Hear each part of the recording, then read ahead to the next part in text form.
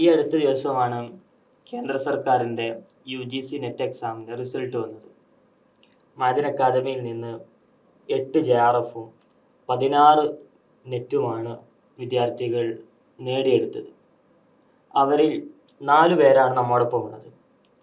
സോഷ്യോളജിയിലും അറബിക്കിലും JRF നേടിയിട്ടുള്ള നാസിഹ് അദനി, ഹിസ്റ്ററിയിൽ JRF നേടിയിട്ടുള്ള ആഷിഖ് അദനി, അറബിക്കിൽ JRF നേടിയിട്ടുള്ള അസ്ലം, ഇംഗ്ലീഷിൽ JRF നേടിയിട്ടുള്ള അബ്ദുൽ വഹാബ്.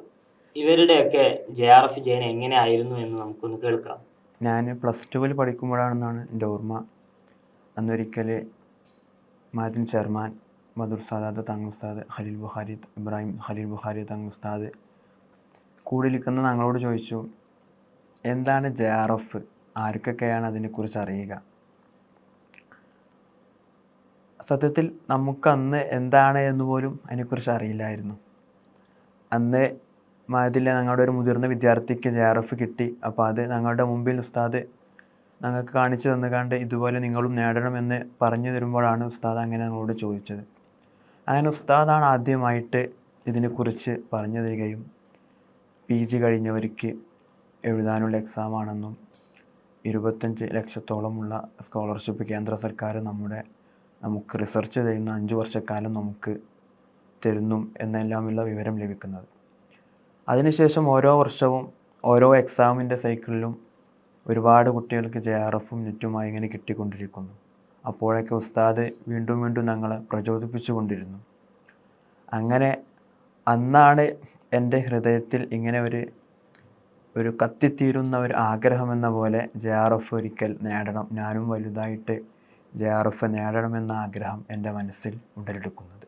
എൻ്റെ മനസ്സിലുണ്ടായിരുന്നത് 2017 ഞാൻ ഈ ക്യാമ്പസിൽ ജോയിൻ ചെയ്ത സമയത്ത് തന്നെ 500 PhD-കാരെ വാർത്തെടുക്കുക എന്നുള്ള ഷെയ്ഖുനായുടെ ഒരു വാക്കുണ്ടായിരുന്നു. അതിനോട് കൂടെ തന്നെ ഈ JRF നേടുക എന്നുള്ളത് ഒരു മനസ്സിലൊരു സ്വപ്നമാക്കി എടുക്കുകയും ഈ B.Edനോട് കൂടെ തന്നെ എന്തുകൊണ്ട് എനിക്ക് എൻ്റെ ഒഴിവ് സമയങ്ങൾ ഉപയോഗപ്പെടുത്തിക്കൊണ്ട് പഠനം സ്റ്റാർട്ട് ചെയ്തുകൂടാ എന്നുള്ളൊരു ചിന്തയിൽ നിന്നാണ് ഞാൻ ഈ പഠനം തുടങ്ങുന്നത്. പിന്നെ എൻ്റെ ഉസ്താദുമാരുടെയൊക്കെ നിത്യമായിട്ടുള്ള ഓരോ സപ്പോർട്ട് കൂടി ഉണ്ടായപ്പോൾ നമുക്ക് പല വിഷമഘട്ടങ്ങളും തരണം ചെയ്യേണ്ടി വന്നിട്ടുണ്ട്. പക്ഷേ ഇതിനൊക്കെ അവരുടെ കൂടെ ഒരു സപ്പോർട്ട് ഉണ്ടാകുമ്പോൾ നമുക്ക് പഠനം നല്ല രീതിയിൽ മുന്നോട്ട് കൊണ്ടുപോകാൻ സാധിച്ചിട്ടുണ്ട്. B.Edൻ്റെ കാലഘട്ടത്തിൽ JRF എടുക്കാൻ കഴിഞ്ഞില്ല എന്നുണ്ടെങ്കിലും B.Ed കഴിഞ്ഞ് വന്ന ഉടനെ 1 മാസത്തോളം മഅദിനിലെ കൃത്യമായിട്ടുള്ള ഒരു കോമ്പൗണ്ടിൽ ഇരുന്നു കൊണ്ട് പഠിച്ചുകൊണ്ട് ആ 1 മാസത്തിനുള്ളിൽ തന്നെ നെറ്റ് എടുക്കാനും അടുത്ത സൈക്കിളിൽ തന്നെ മഅദിനിൽ ഇരുന്നു കൊണ്ട് മാത്രം തന്നെയാണ് ഞാൻ പഠിച്ചത്. ആ ഒരു 3 മാസത്തെ മാത്രം പ്രിപ്പറേഷൻ കൊണ്ട് JRF നേടിയെടുക്കാനും സാധിച്ചത്. UGC നെറ്റിൽ വളരെ കഠിനമായ ഒരു വിഷയമാണ് ഇംഗ്ലീഷ് എന്നുള്ളത്. വഹാബ് ആദ്യത്തെ അറ്റംപ്റ്റിൽ തന്നെയാണോ JRF നേടുന്നത്? ഇത് എൻ്റെ 3ാമത്തെ അറ്റംപ്റ്റ് ആയിരുന്നു യഥാർത്ഥത്തിൽ. ഏകദേശം എൻ്റെ ഒരു ഡിഗ്രി 3rd ഇയർ ആകുന്ന സമയത്താണ് ഇങ്ങനെ JRF എടുക്കണം, അതുകൊണ്ടുള്ള ബെനിഫിറ്റുകൾ എന്താണ് എന്നുള്ളതിനെക്കുറിച്ചൊക്കെ ഞാൻ കേട്ടു തുടങ്ങുന്നത്. അതല്ലെങ്കിൽ അതിനെക്കുറിച്ച് കൂടുതൽ അടുത്തറിയുന്നത് ആ സമയത്താണ്. ഏകദേശം പിന്നീട് ഞാൻ PGക്ക് ജോയിൻ ചെയ്യുന്ന ഉടനെ തന്നെ PhD ചെയ്യണം എന്നും അതിന് ഏറ്റവും എളുപ്പമാർഗം JRF എടുക്കലാണ് എന്നുള്ള ഉസ്താദുമാരുടെയൊക്കെ നിരന്തരമായിട്ടുള്ള അതിനെക്കുറിച്ചുള്ള ബോധവൽക്കരണം എന്നെ വല്ലാതെ മനസ്സിൽ തട്ടുകയും, പക്ഷേ കേട്ടെടുത്തോളം JRF എന്നുള്ളത് കേവലം 1% അതിന് താഴെ ആളുകൾക്ക് മാത്രമേ ലഭിക്കുകയുള്ളൂ. അത്രയും പ്രയാസം നിറഞ്ഞ ഒരു എക്സാമാണ് എന്നുള്ള ഒരു ആശങ്ക എന്നെ വല്ലാതെ അലട്ടിയിരുന്നു. പക്ഷെ അപ്പോഴെല്ലാം എൻ്റെ കഴിവിനെ ഉൾക്കൊണ്ടുകൊണ്ട് എൻ്റെ മെൻറ്റേഴ്സായി പ്രവർത്തിച്ച എൻ്റെ ഉസ്താദുമാർ അതിന് കൂടുതലായിട്ട് എപ്പോഴും നിരന്തരം പ്രചോദനവും പ്രോത്സാഹനവും നൽകിക്കൊണ്ട് ഒരു 3 വർഷത്തെ നിരന്തരമായിട്ടുള്ള ഒരു പ്രയത്നത്തിനൊടുവിലാണ് ഇപ്പോൾ അൽഹംദുലില്ലാ JRF എന്നുള്ള ആ ഒരു സ്വപ്നത്തിലേക്ക് എത്താൻ കഴിഞ്ഞത്. ഈ ഒരു പീരീഡിനെ ഒന്ന് ഓർത്തു നോക്കുകയാണെങ്കിൽ വളരെയധികം പ്രയാസവും പ്രതിസന്ധികളൊക്കെ നിറഞ്ഞതായിരുന്നു. എങ്കിലും ആ പ്രതിസന്ധി ഘട്ടങ്ങളിലെല്ലാം കൂടെ നിന്ന് സപ്പോർട്ടീവായിട്ട് നിന്ന ഉസ്താദുമാരെ തന്നെയാണ് എനിക്ക് എപ്പോഴും ഓർക്കാനുണ്ടാവുക.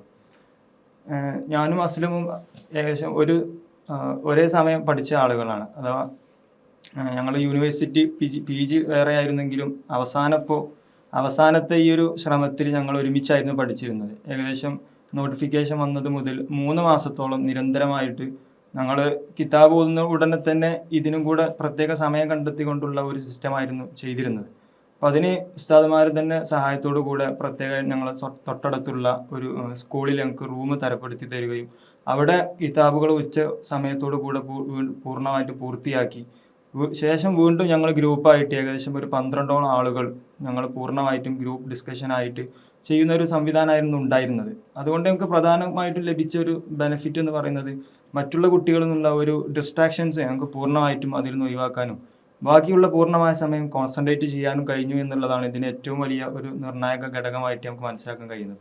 ഏതായാലും ഇത്രയും ഒരു കഠിനമായ പ്രയത്നത്തിനൊടുവിൽ ഉസ്താദുമാരുടെ നിയന്ത്രണം കണിശമായ ഒരു ചിട്ട തന്നെയാണ്. ഞങ്ങൾക്കൊരു മെൻറ്ററായി പ്രവർത്തിക്കാൻ ഒരാളുണ്ടാവുക എന്നുള്ളതാണ് ഈ വിജയത്തിൻ്റെ ഏറ്റവും വലിയ നിദാനമായിട്ടുള്ള ഒരു കാര്യം. അപ്പോൾ അതിന് കൃത്യമായിട്ട് അതിനെ ഞങ്ങൾക്ക് ഉപയോഗപ്പെടുത്താനും അവരുടെ ഒരു പ്രാർത്ഥനയും പിന്തുണയും എല്ലാം ഉണ്ടായത് കൊണ്ടാണ് വിജയം എളുപ്പമായിട്ടെന്ന് മനസ്സിലാക്കുന്നത്. നേരത്തെ ചോദിച്ച പോലെ ഇംഗ്ലീഷ് എന്നുള്ളത് ഏറ്റവും വലിയ പ്രയാസം നിറഞ്ഞ ഒരു വിഷയം തന്നെയാണ്. ഏകദേശം PG പഠനം തൊട്ടാണ് ഞാൻ ഈ ഇംഗ്ലീഷിലേക്ക് കൂടുതൽ അടുത്തിറങ്ങുന്നതും എന്താണ് അതിനെക്കുറിച്ചുള്ള ഒരു ബേസിക് ഉണ്ടാക്കുന്നത്. അപ്പോൾ അതിന് ആവശ്യമായിട്ടുള്ള എല്ലാ പ്രിപ്പറേഷൻസും കൃത്യമായി ചെയ്യാൻ കഴിഞ്ഞു എന്നുള്ളതാണ് ഞാൻ മനസ്സിലാക്കുന്നത്. ഏതൊരാൾക്കും ചെയ്യാവുന്നതാണ്. നമുക്ക് കൺസിസ്റ്റൻ്റ് ആയിട്ട് നമ്മൾ ഏതൊരു വിഷയത്തിൽ ഇറങ്ങി പുറപ്പെടുകയാണെങ്കിലും അതിന് നമുക്ക് അതിലൊരു വിഘാതവും ഒരു വിള്ളലും സൃഷ്ടിക്കാൻ കഴിയാതെ പൂർണ്ണമായിട്ട് നമ്മൾ അതിന് സജ്ജരാവുകയാണെങ്കിൽ ഏത് വിഷയവും നമുക്ക് ഈ രൂപത്തിൽ വിജയിക്കാൻ കഴിയും എന്നുള്ളതാണ് എൻ്റെ ഒരു വിശ്വാസം. 2 വിഷയങ്ങളിലായിരുന്നു നാസിർ JRF നേടുന്നത്. കഴിഞ്ഞ തവണ സോഷ്യോളജിയിൽ JRF നേടി, ഇത്തവണ അറബിക്കിലും JRF നേടി. നാസിർ ഒരു പ്രത്യേകത, നാസിർ 10ാം ക്ലാസ്സിന് ശേഷം കാഴ്ച പരിമിതിയുള്ള ഒരാളാണ്. JRF എന്നുള്ള ദീർഘമായൊരു പ്രിപ്പറേഷൻ്റെ കാലയളവിൽ മെറ്റീരിയലുകളെല്ലാം കണ്ണുകൊണ്ട് വായിച്ചെടുക്കേണ്ടവയായിട്ട് പോലും ഉൾക്കണ്ണുകൊണ്ട് അവയെല്ലാം വായിച്ചെടുത്ത് അതിനുള്ള പ്രിപ്പറേഷനിലേക്ക് കഠിനമായി JRFൻ്റെ പിറകെ തന്നെ പോയ ഒരാളാണ് നാസിർ. ശരിക്കും നാസിർ ഇതിൽ തന്നെ പിടിച്ചു നിർത്തിയതും 2 JRF നേടാൻ പ്രചോദനമായതും എന്തായിരുന്നു? എന്നെ സംബന്ധിച്ചിടത്തോളം എൻ്റെ ജീവിതത്തിൽ പഠന മേഖലകളിൽ മുന്നോട്ട് പോയാൽ മാത്രമേ ജീവിതം ഒരു റാഹത്തിൽ മുന്നോട്ട് കൊണ്ടുപോകാൻ സാധിക്കുകയുള്ളൂ എന്ന് വിശ്വസിക്കുന്ന ആളാണ് ഞാൻ. അതുകൊണ്ട് തന്നെ മറ്റ് ഏത് വിഷയങ്ങളെക്കാളും പഠനത്തിനായിരുന്നു കൂടുതൽ പ്രാധാന്യം നൽകിയിരുന്നത്. അപ്പോൾ പഠിക്കുന്ന സമയത്ത് പല പ്രതിസന്ധികളും ബുദ്ധിമുട്ടുകളും ഉണ്ടാകും. 10ാം ക്ലാസ്സിന് ശേഷം ദാവയിലേക്ക് വരുന്ന സമയത്ത് ആദ്യം മറ്റൊരു സ്ഥാപനത്തിൽ ഇൻ്റർവ്യൂക്ക് കൊടുത്തു. അവിടെ കിട്ടിയില്ല. അവിടെ കിട്ടാത്തത് കാഴ്ച പരിമിതിയാണ് കാരണം എന്നവർ പറഞ്ഞിരുന്നു. എന്നാൽ മഅദിൻ നമ്മുടെ എല്ലാ പരിമിതികളെയും പരിഹരിക്കുന്ന രീതിയിൽ നമ്മളെ ഏറ്റെടുക്കുകയും നമുക്ക് വേണ്ട എല്ലാ സപ്പോർട്ടുകളും നൽകി.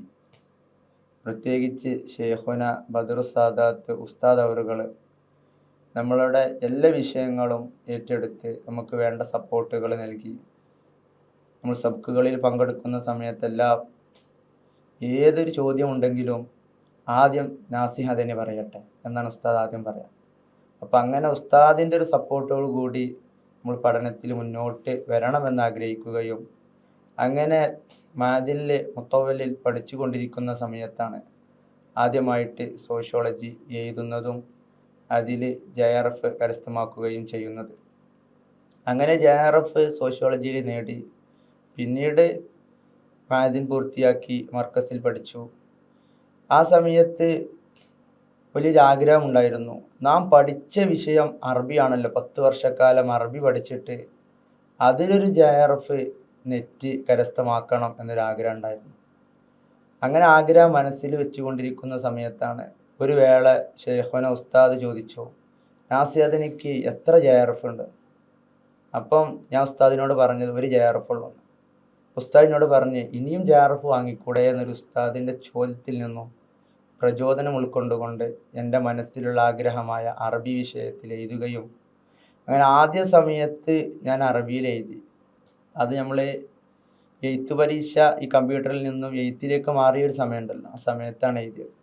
അങ്ങനെ എഴുതിയപ്പോൾ ആ പരീക്ഷ എന്താ കാരണം കൊണ്ട് ഒഴിവാക്കുകയും പിന്നീട് ആ പരീക്ഷ നടന്നപ്പോൾ ആ സെൻറ്ററിലേക്ക് എനിക്ക് എത്താൻ സാധിച്ചില്ല. 8:30 ഗേറ്റ് ക്ലോസ് ചെയ്യുന്നത്. എന്നാൽ 8:33 എത്തിയ എനിക്ക് അവിടേക്ക് എൻട്രൻസ് കിട്ടിയില്ല. അപ്പം ആ ദിവസം എനിക്ക് എക്സാം എഴുതാൻ സാധിച്ചില്ല. അതുകൊണ്ട് തളരാതെ വീണ്ടും അടുത്ത ഡിസംബറിൽ ഏതായാലും എക്സാം ഉണ്ടല്ലോ, അതിൽ എഴുതാമെന്ന് കരുതി ഈ കഴിഞ്ഞ എക്സാമിന് പോയി എഴുതുകയും അൽഹംദുലില്ലാ അറബിയിൽ JRF കരഗതമാക്കാൻ സാധിക്കുകയും ചെയ്തു. അങ്ങനെ സോഷ്യോളജിയിലും അറബിയിലും അൽഹംദുലില്ലാ JRF ആയിട്ടുണ്ട്. നമ്മുടെ കൂട്ടുകാരെല്ലാം മെറ്റീരിയൽസ് നോക്കി വായിക്കുകയും പുസ്തകങ്ങളൊക്കെ വായിച്ച് പഠിക്കുന്ന സമയത്ത് നമുക്കതിനുള്ളൊരു ഓപ്ഷൻ ഇല്ലല്ലോ. അതുകൊണ്ട് തന്നെ നിലവിലിപ്പോൾ വീഡിയോ ക്ലാസ്സുകൾ ഓരോ ആളുകൾ പുറത്തിറക്കുന്നുണ്ട്. അപ്പോൾ എല്ലാ വീഡിയോകളും ആവർത്തിച്ച് കേൾക്കുകയും PDF ഉണ്ടാകുമല്ലോ, അതൊക്കെ ഇൻസ്റ്റാ റീഡർ എന്നൊരു സോഫ്റ്റ്വെയറിലേക്ക് ഉപയോഗപ്പെടുത്തി അത് വായിച്ചാണ് പഠിക്കാറുള്ളത്. സാധാരണ ആളുകൾ 1 മണിക്കൂർ വായിക്കുന്നത് നമുക്കത് കേട്ട് കഴിയുമ്പോഴേക്കും എല്ലാ സംഗതികളും സെറ്റാക്കി എടുക്കുമ്പോഴേക്കും 2 മണിക്കൂർ എടുക്കും. ഇപ്പോൾ രാത്രിയിൽ നമ്മുടെ കൂടെയുള്ള കൂട്ടുകാർ ഉറങ്ങാൻ കിടക്കുകയാണെങ്കിലും നമ്മൾ ആ സമയത്ത് ഇരുന്ന് പഠിച്ച് ഏകദേശം 1 മണി 2 മണി വരെ ഇരുന്നിട്ടാണിത് പഠിക്കുക. ഇപ്പോൾ പ്രത്യേകിച്ച് അറബിൻ്റെ വിഷയം പറയുകയാണെങ്കിൽ ഞാൻ മഅദിൻ ഓഫ് ക്യാമ്പസായ കടന്നമണ്ണയിൽ വർക്ക് ചെയ്തുകൊണ്ടിരിക്കുകയാണ്. അപ്പോൾ കുട്ടികൾക്ക് രാവിലെ സബക്ക് എടുക്കാനുണ്ടാവും. സബക്ക് കഴിഞ്ഞതിന് ശേഷം സബക്ക് എടുക്കാനുള്ള കിതാബുകൾ മുത്താല ചെയ്യേണ്ടി വരും. അപ്പോൾ അത് കഴിഞ്ഞിട്ടുള്ള സമയമായിരിക്കണം എനിക്കിത് നോക്കേണ്ടി വരിക. അപ്പോൾ എൻ്റെ കൂടെയുള്ള കൂട്ടുകാർ പറയും, നീ ഇനി കിടന്നോ, നാളെ രാവിലെ സബക്കുള്ളതല്ലേ എന്നൊക്കെ പറയും. അപ്പോൾ ഞാൻ പറയും, ഏതായാലും നെറ്റ് എക്സാമിന് നമ്മൾ രജിസ്റ്റർ ചെയ്തു കൊടുത്തു, ഇനി ഏതായാലും ഒന്ന് നോക്കുക എന്ന് കരുതിയിട്ട് ഇരുന്ന് പഠിച്ചു. അപ്പം അങ്ങനെ ഈ സോഫ്റ്റ്വെയറുകളും വീഡിയോ ലെസണുകളൊക്കെ ഉപയോഗപ്പെടുത്തിയിട്ടാണ് അറബിയിൽ JRF നേടിയിട്ടുള്ളത്.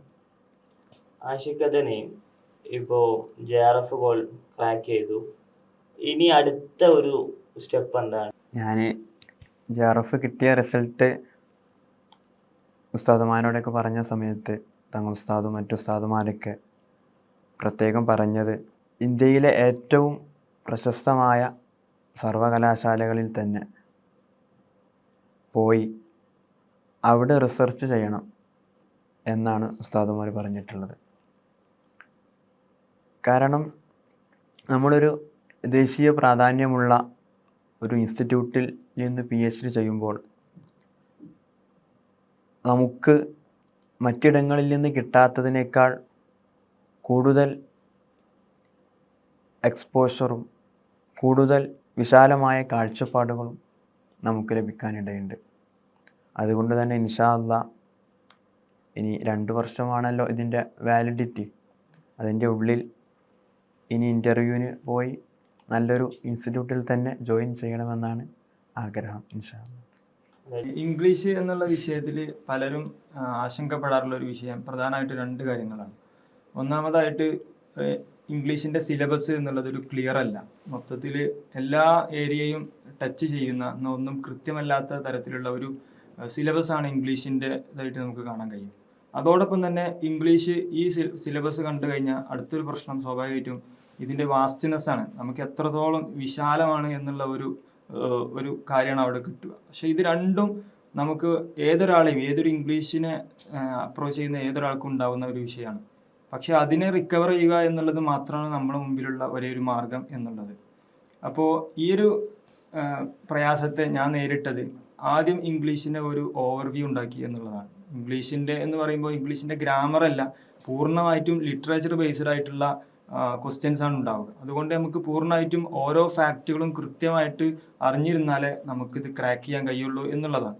അപ്പോൾ ബേസിക്കായിട്ട് ഞാൻ സ്റ്റാർട്ടിങ്ങും ചെയ്തത് ജസ്റ്റ് ഒരു ഓവർവ്യൂ ഉണ്ടാക്കി, 1 ആഴ്ച കൊണ്ടോ അല്ലെങ്കിൽ 2 ആഴ്ച കൊണ്ടോ പൂർത്തീകരിക്കാൻ കഴിയുന്ന രൂപത്തിലുള്ള ചെറിയൊരു ബേസിക് ഉണ്ടാക്കി. പിന്നീട് അടുത്ത സ്റ്റെപ്പ് ഞാൻ ചെയ്തത് PYQ അഥവാ previous year question paper analyse ചെയ്തു എന്ന് തന്നെ പറയേണ്ടി വരും. ജസ്റ്റ് അത് എന്താണെന്ന് മനസ്സിലാക്കിയതിനപ്പുറം ഒരു ചോദ്യം കണ്ടു കഴിഞ്ഞാൽ ആ ചോദ്യത്തിൻ്റെ ഉത്തരം എന്താണ്, എന്തുകൊണ്ട് ബാക്കിയുള്ള ഓപ്ഷൻസ് ഉത്തരം ആയില്ല എന്നുള്ള രൂപത്തിലൊരു ഡീറ്റെയിൽ ആയിട്ടുള്ള ഒരു അനലൈസിങ് രീതിയായിരുന്നു ഞാൻ പ്രധാനമായിട്ട് സ്വീകരിച്ചത്. അങ്ങനെ ഏകദേശം ഒരു 10ഓളം പഴയ ക്വസ്റ്റ്യൻ പേപ്പർ, അത് തന്നെ ലേറ്റസ്റ്റ് ആയിട്ടുള്ള, കാരണം നിരന്തരം പാറ്റേണുകൾ ഇങ്ങനെ ചേഞ്ച് ആയിക്കൊണ്ടിരിക്കുകയാണ്. അപ്പോൾ അതിനനുസരിച്ച് നമ്മൾ മാറിയാലേ നമുക്കിത് ക്രാക്ക് ചെയ്യാൻ പറ്റുള്ളൂ. കുറേ ആളുകൾ ഇപ്പോഴും പഴയ ഒരു അവരുടെ ഒരു പഠന രീതി അനുസരിച്ച് മുന്നോട്ട് പോകുന്നത് കൊണ്ടാണ് JRF അവർക്ക് എത്താൻ കഴിയാത്തതെന്നാണ് ഞാൻ വിശ്വസിക്കുന്നത്. അപ്പോൾ ഏതായാലും പിന്നീട് നമുക്ക് ചെയ്യാനുള്ളത് ഈ ഒരു പേപ്പർ 2 മാത്രമാണോ ഫോക്കസ് ചെയ്തിരുന്നത്, അതല്ല പേപ്പർ 1 പേപ്പർ 2 ഒരേപോലെ പ്രീവിയസ് ഇയർ ക്വസ്റ്റ്യൻസ് പ്രാക്ടീസ് ചെയ്ത് പോയേക്കാണോ? പേപ്പർ 1 ഒരു രീതി അനുസരിച്ച് അതിൽ സിലബസ് കുറച്ചും കൂടെ ഒക്കെ സ്പെസിഫൈഡ് ആണ്. നമുക്കത് കുറച്ചും കൂടെ ഒക്കെ ഒരു ലിമിറ്റഡ് ഏരിയ ആണ് നമുക്ക് മനസ്സിലാക്കാം. പഠിക്കാൻ അത്യാവശ്യം ഉണ്ടെങ്കിലും അതുകൊണ്ട് ഞാൻ പ്രധാനമായിട്ടും ബേസിക്കായിട്ട് കൂടുതൽ പ്രാധാന്യം കൊടുത്തത് പേപ്പർ 2 ആണ്. കാരണം 100ഓളം ക്വസ്റ്റ്യൻസ് ഉണ്ട്, മറ്റേത് അതിൻ്റെ പകുതി വരുന്നുള്ളൂ. അപ്പോൾ ഏറ്റവും പ്രധാനപ്പെട്ടത് പേപ്പർ 2 ആണെന്നുള്ളത് കൊണ്ട് അതൊരു നമുക്കൊരു അടിച്ചുണ്ടാക്കുക എന്നുള്ള രൂപത്തിലാണ് അതിന് കൂടുതൽ ഫോക്കസ് കൊടുത്ത് പഠിച്ചത്. അപ്പോൾ പ്രീവിയസ് PYQ നോക്കി അതിന് കൂടുതൽ ഒരു ഐഡിയ ഉണ്ടാക്കി അതോടെ എന്ത് മനസ്സിലായി, ഏതെല്ലാം ഏരിയ എന്നാണ് ക്വസ്റ്റ്യൻ ചോദിക്കുന്നത് എന്നുള്ള ഒരു ഇൻസൈറ്റ് എനിക്ക് ലഭിക്കുകയുണ്ടായി. അപ്പോൾ അതിനുശേഷമാണ് പിന്നീട് എൻ്റെ നോട്ട് പ്രിപ്പറേഷനൊക്കെ കൂടുതൽ കുറച്ചും കൂടെ ഒരു ഡെവലപ്പ് ചെയ്തിട്ട് എനിക്കത് ചെയ്യാൻ കഴിഞ്ഞത്. അപ്പോൾ അതിലൂടെ എങ്ങനെ ഇനി ഫോക്കസ് ചെയ്ത് പഠിക്കണം. അപ്പോൾ ഇംഗ്ലീഷിൻ്റെ കേസ് പറയുകയാണെങ്കിൽ ഏകദേശം ഒരു 30-40 ക്വസ്റ്റ്യൻസോളം മാച്ച് ദ ഫോളോയിങ്, അതുപോലെ ക്രോണോളജി ബേസ്ഡ് ആയിട്ടുള്ള എല്ലാവരും പ്രയാസമായിട്ട് പറയുന്ന ഒരു ഏരിയാസാണ്. നമുക്ക് ക്വസ്റ്റ്യൻ പേപ്പർ അനലൈസ് ചെയ്യുമ്പോൾ നമുക്ക് മനസ്സിലാവുന്ന ഒരു കാര്യം, ചോദിക്കുന്ന ഏരിയാസ് എല്ലാം ഒരു പ്രത്യേക ഏരിയയിൽ നിന്നാണ്. അത് നമുക്ക് ക്വസ്റ്റ്യൻ പേപ്പർ അനലൈസ് ചെയ്യുന്ന സമയത്തെ നമുക്ക് മനസ്സിലാക്കാൻ കഴിയുള്ളൂ. അപ്പോൾ ആ ഒരു സംഭവം നമുക്ക് കിട്ടിക്കഴിഞ്ഞാൽ അതിനനുസരിച്ച് പഠനം നമുക്ക് രൂപപ്പെടുത്തിയെടുക്കാൻ കഴിയും എന്നുള്ളതാണ് മനസ്സിലാക്കിയത്. അപ്പോൾ അതിന് ശേഷം ക്രോണോളജി എന്ന് തോന്നുന്നു ഇംഗ്ലീഷിൽ ഏറ്റവും കൂടുതലായിട്ട് റിപ്പറ്റേറ്റീവ് ആയിട്ട് വരുന്ന ഒരു ഏരിയ. അതുപോലെ ലിറ്ററേച്ചർ തിയറീസ്, അതെ, literature theory, cultural studies, literary criticism ഒക്കെ എല്ലാവരും പ്രയാസമായിട്ട് പറയുന്നതാണ്.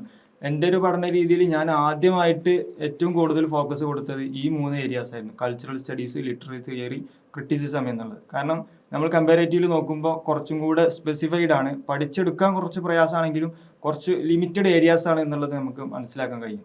അപ്പോൾ മാത്രമല്ല ഒരുപാട് ആളുകളുടെ വീക്ക്നെസ് അതിലാണെന്നും കൂടെ മനസ്സിലാകുമ്പോൾ ഏറ്റവും ആളുകൾ വീക്ക്നെസ് ആവുന്നതിന് നമ്മൾ സ്ട്രെങ്ത് ആകുമ്പോഴാണല്ലോ നമ്മുടെ വിജയം കുറച്ചും കൂടെ നമുക്ക് എളുപ്പമാവുക. അപ്പോൾ ആ രൂപത്തിൽ കുറച്ചും കൂടെ സ്ട്രക്ചേർഡായി പഠിക്കാൻ കഴിയും എന്നുള്ളതാണ് പേപ്പർ 2. പേപ്പർ 1 കേസിലേക്ക് വരുമ്പോൾ അത് ഏറ്റവും പ്രധാനപ്പെട്ടതാണ്. കാരണം നമ്മൾ ടോട്ടലായിട്ടുള്ള മാർക്കുകൾ 300 മാർക്കിലേക്ക് നമ്മുടെ കട്ട് ഓഫ് ഏകദേശം ഇപ്രാവശ്യം ഇംഗ്ലീഷിൻ്റെ വന്നത് 200ന്റെ മുകളിലാണ്. അപ്പോൾ പേപ്പർ 1 100 മാർക്കും നമുക്ക് വളരെ പ്രധാനപ്പെട്ടതാണ്. എന്നെ സംബന്ധിച്ചിടത്തോളം ഇത്തരത്തിൽ പേപ്പർ 1 കുറച്ച് സ്പെസിഫൈഡ് പഠിക്കാണ്ട് ആവശ്യം വന്നു. കാരണം അതിൽ മാത്സുകൾ അല്ലെങ്കിൽ കുറേ ടച്ച് വിട്ട ഏരിയാസാണ് അതിൽ പഠിപ്പിക്കുന്നത്. അപ്പോൾ അതിന് എനിക്ക് ഏറ്റവും ഉപകാരപ്രദമായത് നമ്മുടെ കീഴിലുള്ള എജുവൈസ് എന്നുള്ള ഒരു ഇനീഷ്യേറ്റീവിൻ്റെ കീഴിലാണ് ഞാൻ അതിലേക്കാണ് ജോയിൻ ചെയ്തത്. അപ്പോൾ അതിൽ കുറച്ചും കൂടെ നല്ല ക്വാളിറ്റിയുള്ള ഫാക്കൽറ്റീസും അവരുടെ നല്ല ക്വാളിറ്റിയുള്ള മെറ്റീരിയൽസും എന്നെ ഏറെ ഉപകരിച്ചിട്ടുണ്ട്. അവരുടെ ഒരു പേപ്പർ 1 കുറച്ചും കൂടെ നമ്മുടെ എങ്ങനെ പഠിക്കണം എന്നുള്ള കൃത്യമായിട്ടുള്ള ഇൻസൈറ്റ് കിട്ടിയത് ഏതാണ്ട് അവിടെ നിന്നാണ്. അപ്പോൾ അത് തന്നെ ഈ ഒരു ജേണിയിൽ ഏറ്റവും കൂടുതൽ ഉപകാരം ചെയ്തിട്ടുണ്ട്. കാരണം പേപ്പർ 1 2 കൂടെ ഒരുമിച്ച് പിന്നെ അത് ഫോക്കസ് ചെയ്യാൻ പഠിക്കാൻ കഴിഞ്ഞു എന്നുള്ളതൊക്കെ വലിയൊരു നേട്ടമായിട്ട് തോന്നുന്നു. അപ്പോൾ ഇത്തരത്തിൽ ഞാൻ നേരെ ഫസ്റ്റ് അറ്റംപ്റ്റിൽ എൻ്റെ എന്താണ് എക്സാം എന്നതിനെ കുറിച്ച് അറിയാനുള്ള ഒരു ശ്രമമായിരുന്നു ഉണ്ടായിരുന്നത്. സെക്കൻഡ് അറ്റംപ്റ്റിൽ എത്തിയപ്പോൾ PhD ക്വാളിഫിക്കേഷൻ ആണ് എനിക്ക് ലഭിച്ചത്. അങ്ങനെ തേർഡ് അറ്റംപ്റ്റിലാണ് കുറച്ചും കൂടെ നേരത്തെ പറഞ്ഞ പോലെ ഒന്ന് സ്ട്രക്ചേർഡ് ആയിട്ട് പഠിക്കാനും അത് കൺസിസ്റ്റന്റ് ആയിട്ട് പഠിക്കാനും കഴിഞ്ഞതുകൊണ്ട് JRF എത്തി കഴിഞ്ഞു എന്നുള്ളതാണ്. ഈ നെറ്റിന്റെ പഠനത്തിൽ എന്ന് പറഞ്ഞാൽ ഇപ്പോൾ വഹാബ് പറഞ്ഞല്ലോ, നമ്മളൊരു ലോങ് ടൈം ആയിട്ടുള്ളൊരു പഠനമായിരുന്നു ഞങ്ങളുടെയൊക്കെ എന്നുള്ളത്. ശരിക്കും നെറ്റിൻ്റെ ഒരു 6 മാസത്തെ പീരീഡ് ഉണ്ടായാൽ തന്നെ ഒരു JRF ക്വാളിഫിക്കേഷനിലേക്ക് എത്താൻ കഴിയും. പക്ഷെ അത് ആ 6 മാസം എന്നുള്ളത് കൺസിസ്റ്റൻ്റ് ആയിരിക്കണം. ആ കൺസിസ്റ്റൻ്റ് ആയിട്ടുള്ള ഒരു 6 മാസം കിട്ടുകയാണെങ്കിൽ നമുക്ക് JRF ആ ഒരു 6 മാസത്തിൽ തന്നെ നമുക്ക് അടിച്ചെടുക്കാൻ പറ്റും. ഇനി അല്ലാത്ത ആളുകൾ ഇപ്പോൾ നമുക്കുണ്ടാവും, നമ്മളൊക്കെ സ്റ്റുഡൻസ് ആണ്, ദർസിൽ പഠിച്ചുകൊണ്ടിരിക്കണം, അതിൻ്റെ കൂടെയാണ് പഠിക്കുന്നത്, അല്ലെങ്കിൽ അതുപോലെ PG പഠിച്ചുകൊണ്ടിരിക്കുന്ന വിദ്യാർത്ഥികളുണ്ടാവും, വീട്ടമ്മമാരുണ്ടാവും, അതുപോലെ നമ്മളെ ജോലി ചെയ്യുന്ന ഉസ്താദുമാർ, അങ്ങനെ ഇങ്ങനത്തെ എല്ലാ ആളുകൾക്കും ഇതിലേക്ക് എത്തണം എന്നൊരു ആഗ്രഹം ഉണ്ടാവുമല്ലോ. ഇപ്പോൾ ഇവരുടെ ഒക്കെ ഒരു ആവശ്യം എന്നുള്ളത് നമ്മൾ മൊത്തത്തിലൊരു ഇൻസൈറ്റ് ആദ്യം ഉണ്ടാക്കിയെടുത്തിട്ട് പിന്നെ നമ്മൾ എക്സാമിന് രജിസ്റ്റർ ചെയ്തിട്ടുള്ള ഒരു മിതമായ ടൈം ഉണ്ടാവും. ആ ടൈമിൽ നമ്മൾ അത്രത്തോളം എഫേർട്ട് എടുത്തിട്ട് പഠിക്കുക എന്നുള്ളതാണ്. ആ ഒരു പെർട്ടിക്കുലർ ടൈം ഓഫ് പീരീഡ്, അതായത് ഒരു 1 month ആണെങ്കിൽ അല്ലെങ്കിൽ 2 month ആണെങ്കിൽ നമ്മളെല്ലാം മാറ്റി വെക്കാൻ തയ്യാറാക്കേണ്ടി വരും. പിന്നെ മെയിനായിട്ട് നമുക്ക് പ്രതീക്ഷ നൽകുന്നത് ഇവിടുത്തെ ശൈഖന ബദ്രു സാദാത്തിൻ്റെ ദുആ നമ്മുടെ കൂടെ ഉണ്ട് എന്നുള്ളതാണ്.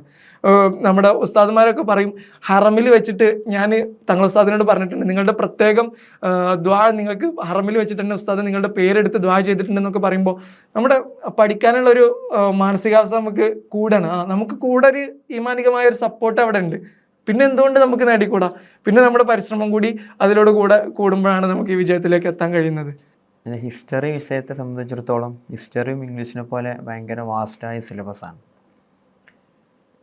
ആക്ച്വലി ഞാൻ എൻ്റെ പ്രിപ്പറേഷൻസ് തുടങ്ങുന്നത് ചരിത്രത്തിലാണ് എൻ്റെ ഇൻട്രസ്റ്റ് എന്ന് ഞാൻ മനസ്സിലാക്കുന്നത് മാദില്ലേൻ്റെ പഠനകാലത്താണ്. അപ്പോൾ അന്ന് തന്നെ ഇവിടെ മാദില്ലെ ലൈബ്രറിയിലുള്ള ചരിത്രവുമായി ബന്ധപ്പെട്ട പുസ്തകങ്ങൾ അതെല്ലാം വായിക്കുക എന്നുള്ളത് എൻ്റെ ഒരു ഹോബി തന്നെയായിരുന്നു. അങ്ങനെ ഇവിടുത്തെ ബിരുദത്തിന് ശേഷം ബിരുദം എടുത്തതിന് ശേഷം സീരിയസ് ആയി ചരിത്രത്തെ പഠിക്കണം എന്ന ലക്ഷ്യം വെച്ചാണ് ഞാൻ കേന്ദ്ര സർവകലാശാലയിൽ PG അഡ്മിഷൻ എടുക്കുന്നത്. അന്ന് പ്രത്യേകം എനിക്കിപ്പോഴും ഓർമ്മയുണ്ട്, അഡ്മിഷൻ കിട്ടിയ വിവരം തങ്ങൾ ഉസ്താദിനെ വിളിച്ചറിയിച്ചപ്പോൾ ഉസ്താദ് വളരെ ഡീറ്റെയിൽ ആയിട്ട് തന്നെ എല്ലാ കാര്യങ്ങളും അന്വേഷിക്കുകയും വളരെ വലിയ പ്രോത്സാഹനം നൽകുകയും ചെയ്തു. അങ്ങനെ ഞാൻ ഇവിടെ നിന്ന് നാട്ടിൽ നിന്ന് അവിടേക്ക് പോകുമ്പോൾ എൻ്റെ കൂടെ ലഗേജിൽ ഒരുപാട് പുസ്തകങ്ങളും കൂടെ കരുതിയിരുന്നു വായിക്കാൻ വേണ്ടി. അതിനു മുമ്പ് തന്നെ ഞാൻ ഹിസ്റ്ററിയിൽ JRF കിട്ടിയ ഒരുപാട് പേര്, പ്രത്യേകിച്ച് നമുക്ക് മലയാളത്തിലേക്കാൾ കൂടുതൽ ഹിന്ദിയിലും ഇംഗ്ലീഷിലും ഒരുപാട് വീഡിയോസ് നമുക്ക് ലഭ്യമാണ്. അതുപോലെ കോറയിലേക്ക് ഒരുപാട് എഴുത്തുകൾ ലഭ്യമാണ്.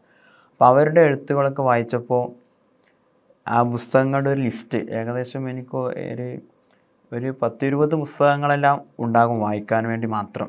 കാരണം ഇന്ത്യൻ ഹിസ്റ്ററി എന്ന് വെച്ചാൽ 3 പാർട്ടായിട്ടാണുള്ളത്. ആൻഷ്യൻ്റ്, പുരാതന കാലം മുതൽ ഡൽഹി സുൽത്തനത്ത് വരെയുള്ള ആൻഷ്യൻ്റ് കാലഘട്ടവും, പിന്നെ ഡൽഹി സുൽത്തനത്ത് മുതൽ ബ്രിട്ടീഷുകാരുടെ കാലഘട്ടം വരെയുള്ള മിഡീവൽ ഇന്ത്യയും, പിന്നെ അതിനിങ്ങോട്ട് ബ്രിട്ടീഷുകാരുടെ ഈ യൂറോപ്യൻസിൻ്റെ ആഗമനം മുതൽ ഇതുവരെ കറൻറ്റ് ഈ ടൈം വരെയുള്ള മോഡേൺ ഇന്ത്യ. അപ്പോൾ ഇതിന് ഓരോന്നിനും 1, 2, 3 പുസ്തകങ്ങളെല്ലാം വായിക്കാനുണ്ടായിരുന്നു. പ്രത്യേകിച്ച് പറയുകയാണെങ്കിൽ തന്നെ ആൻഷ്യൻറ്റിന് RF ശർമ്മയുടെ ഇന്ത്യാസ് ആൻഷ്യൻ്റ് പാസ്റ്റ് എന്നൊരു പുസ്തകം, അതുപോലെ ഉപീന്ദർ സിംഗിൻ്റെ ഹിസ്റ്ററി ഓഫ് ആൻഷ്യൻ്റ് ഇന്ത്യ എന്ന് പറയുന്ന ഒരു 1000-ഓളം പേജുകൾ വരുന്നൊരു വലിയ പുസ്തകമുണ്ട്. അതുപോലെ മിഡീവൽ ഇന്ത്യക്ക് സതീഷ് ചന്ദ്രയുടെ മിഡീവൽ ഇന്ത്യ എന്ന് പറയുന്ന 2 വാള്യമുള്ള പുസ്തകം, അതുപോലെ മോഡേൺ ഇന്ത്യക്ക് ബിപിൻ ചന്ദ്രയുടെ മോഡേൺ ഇന്ത്യ എന്ന് പറയുന്നൊരു പുസ്തകം, അതുപോലെ ശേഖർ ബന്ദോപാധ്യായയുടെ from Plassey to partition and after എന്ന് പറയുന്ന പുസ്തകം. ഇതിനെല്ലാം പുറമെ ഒരു 20 വർഷത്തോളം അല്ലെങ്കിൽ 15-20 വർഷത്തോളമുള്ള PYQs, നേരത്തെ പറഞ്ഞ പോലെ പ്രീവിയസ് ഇയർ ക്വസ്റ്റ്യൻ പേപ്പർ, അതും അനലൈസ് ചെയ്ത്, അപ്പോൾ അത്രയും വിശാലമായിട്ടുള്ളൊരു സിലബസാണ്. അപ്പോൾ നമുക്ക് ഒരുപാട് സമയമെടുത്തിട്ട് ചെയ്യേണ്ട ഒരു പ്രക്രിയയാണിത്. ഏകദേശം 2 മുതൽ 3 വർഷം വരെ ഞാൻ എൻ്റെ ഒരു പ്രിപ്പറേഷൻസ് സീരിയസ് ആയിട്ട് 2 വർഷം മുതലാണ് സീരിയസ് ആയ പ്രിപ്പറേഷൻസ് ആരംഭിക്കുന്നത്. ഈ പുസ്തകങ്ങളൊക്കെ സ്വന്തമായിട്ട് പർച്ചേസ് ചെയ്ത് കൂടെ കൂട്ടുകയായിരുന്നു? പുസ്തകങ്ങളെല്ലാം ഞാൻ നമുക്ക് എപ്പോഴും ആക്സസ് ആകണമെന്ന് കരുതിയാണ്ട് തന്നെ എല്ലാം പർച്ചേസ് ചെയ്ത് തന്നെ കൂടെ കൂട്ടുകയും അതിൽ അടയാളപ്പെടുത്തുകയും, ഒഴിവ് സമയങ്ങളിൽ യൂണിവേഴ്സിറ്റിയിലൊക്കെ ഹോസ്റ്റലിൽ ഒഴിവ് സമയത്ത് ലൈബ്രറിയിലും ഹോസ്റ്റലിലും പോയിരുന്നു വായിക്കുക. അതുപോലെ അതിന് ശേഷവും യൂണിവേഴ്സിറ്റി പഠന ശേഷവും ഫ്രീ കിട്ടുന്ന സമയങ്ങളെല്ലാം വായിക്കുക എന്നതൊക്കെ തന്നെയായിരുന്നു എൻ്റെ ഒരു സ്ട്രാറ്റജി എന്ന് പറഞ്ഞാൽ. അത് വലിയൊരു കാര്യമാണ്. നമ്മൾ ബാക്കിയുള്ളവരെന്താണോ ചെയ്യുന്നത് അതിനെ മറികടക്കുമ്പോഴാണ് പല വിജയങ്ങളും നമുക്ക് എത്താൻ കഴിയുന്നത്. ഇപ്പോൾ നമ്മൾ പറഞ്ഞല്ലോ, ഒരുപാട് സംഗതികൾ ഒഴിവാക്കേണ്ടി വരും. അതുപോലെ നമ്മളിപ്പോൾ യൂണിവേഴ്സിറ്റിയിലൊക്കെ പഠിക്കുന്ന സമയത്ത് കൂട്ടുകാരൊന്നിച്ചുള്ള ചായ ചർച്ചകൾ, അതുപോലെ കൂട്ടുകാരൊന്നിച്ചുള്ള യാത്രകൾ, ഇങ്ങനെ പലതും മിസ്സാക്കേണ്ടി വരും. തീർച്ചയായും അങ്ങനെ തന്നെയാണ്.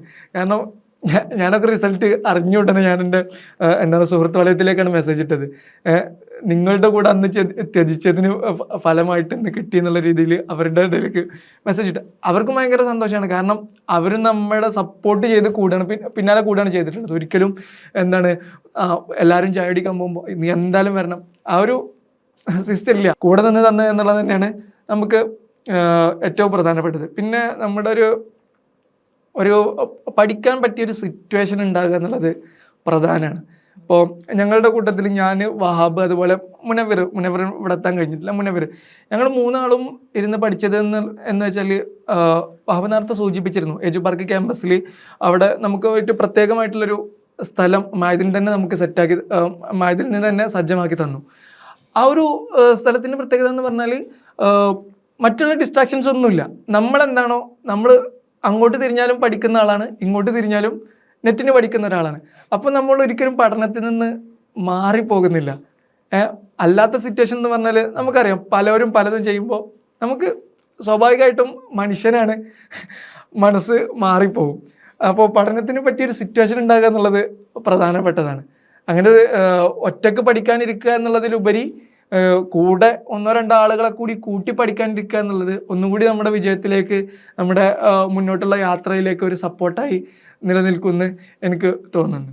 ആ ക്യാമ്പിൽ ഉണ്ടായിരുന്ന ഒന്ന് മുനവർ അഹമ്മദാണ്, കൊമേഴ്സിൽ JRF നേടിയിട്ടില്ല. മറ്റ് ആ ക്യാമ്പിൽ ഉണ്ടായിരുന്ന എല്ലാ ആളുകളും JRF നെറ്റോ ക്രാക്ക് ചെയ്തിട്ടുണ്ട് എന്ന് തോന്നുന്നു. അതായത് വലിയൊരു പ്രചോദനമായത് അവിടുത്തെ ഉസ്താദുമാര്. പിന്നെ ഇതിൻ്റെ കൂട്ടത്തിലെല്ലാം നമുക്ക് ഏറ്റവും വലിയൊരു പ്രചോദനം എന്ന് കൂടി പറയാനുള്ളത്, നമ്മുടെ അതിലെ അലുമിനികൾ, നമ്മുടെ സീനിയേഴ്സായ ആളുകൾ, അവർ തന്നെ ഒരുപാട് JRF ഉള്ളവരാണ്. അപ്പോൾ അവരെ നമ്മൾ കാണുമ്പോൾ നമുക്ക് ഏത് വിഷയത്തിൽ വേണമെങ്കിലും നമുക്ക് ഗൈഡൻസ് അവരുടെ നിന്ന് നമുക്ക് ലഭിക്കാൻ കഴിയും. ഏത് വിഷയത്തിലാണെങ്കിലും അവരോട് നമുക്ക് എന്ത് സംശയം ഉണ്ടെങ്കിലും ചോദിക്കാം. ഇടയ്ക്കിടയ്ക്ക് അവർ നമ്മുടെ ക്യാമ്പസ് സന്ദർശിക്കുകയും അതുപോലെ നമ്മുടെ സംശയങ്ങൾ തീർത്തു തരികയും എല്ലാം ചെയ്യും. നിങ്ങൾ പറഞ്ഞത് ഇപ്പോൾ വലിയൊരു കാര്യമാണ്. അവരുടെ ഈ അലുമിനി തന്നെയാണ് നമ്മുടെ ഈ എജുവൈസ് എന്നുള്ള സംരംഭം തുടങ്ങിയിരിക്കുന്നത്. അവർ തന്നെയാണ് അതിൽ ക്ലാസ് എടുക്കുന്നത്. അപ്പോൾ അതൊക്കെ നമുക്ക് വലിയൊരു സമ്പത്ത് തന്നെയാണ് നമ്മളെ സംബന്ധിച്ച്. കൂടുതൽ പറയാം, നമ്മളെ ഈ ഒരു എക്സാം എന്ന് പറയുന്നത് ഒരു കോമ്പറ്റീഷൻ എക്സാം ആണല്ലോ. അപ്പോൾ സാധാരണ രൂപത്തിൽ നമ്മുടെ ഡിഗ്രി അല്ലെങ്കിൽ PG എക്സാം എഴുതുന്ന പോലെയല്ല. മൊത്തത്തിൽ എന്ന് പറയുമ്പോൾ നമ്മളൊരു ഇത്രയും കാലം എഴുതിയത് ഒരു ഡിസ്ക്രിപ്റ്റീവ് ടൈപ്പ് എക്സാമാണ്. ഇതൊരു ഒബ്ജക്റ്റീവ് ടൈപ്പ് ആകുമ്പോൾ അതിന് ഓരോ വേർഡുകൾ അതിൽ പ്രധാനപ്പെട്ടതാണ്. ചില എക്സാമുകൾ നമ്മൾ ട്രിക്കി ക്വസ്റ്റ്യൻസ് ആയിരിക്കും. അപ്പോൾ അതിന് നമ്മൾ ഒരുപാട് നിരന്തരം ചെയ്ത് കുറേ എലിമിനേഷൻ ടെക്നിക്കുകളൊക്കെ പലപ്പോഴും നമ്മൾ യൂസ് ചെയ്യേണ്ടതായിട്ട് വരും. അങ്ങനെ നമ്മൾ ഗസ് വർക്കുകളൊക്കെ പലപ്പോഴും ഇതിൽ നമുക്ക് ഉത്തരമായിട്ട് വരും. നമ്മുടെ പഠന രീതി തന്നെ നമ്മൾ ഇത്രയും കാലം പഠിച്ചതിൽ നിന്ന് മാറി പൂർണ്ണമായിട്ടും ഒരു കോമ്പറ്റീഷൻ എക്സാമിൻ്റെ നമ്മൾ പ്രിപ്പയർ ആവണം എന്നുള്ളതാണ്. അപ്പോൾ അതിന് സെൽഫ് മോട്ടിവേഷൻ വളരെ പ്രധാനമാണ്. പലപ്പോഴും നമുക്ക് വഴങ്ങാത്ത വിഷയങ്ങളൊക്കെ നമ്മൾ ഉപേക്ഷിക്കുന്ന ഒരു പ്രവണതയൊക്കെ നമ്മൾ കാണാറുണ്ട്. ഇപ്പോൾ പലപ്പോഴും നമ്മൾ പഠിക്കുന്നവരുടെ പറയും മാത്സ് അത് എനിക്ക് കഴിയൂല. പക്ഷെ മാത്സ് നമ്മൾ അവോയ്ഡ് ചെയ്ത് കഴിഞ്ഞാൽ നമുക്ക് JRF കിട്ടില്ല. കാരണം JRF കിട്ടണം എന്നുള്ളതിനാണ് മാത്സ് വെച്ചിട്ടുള്ളത്.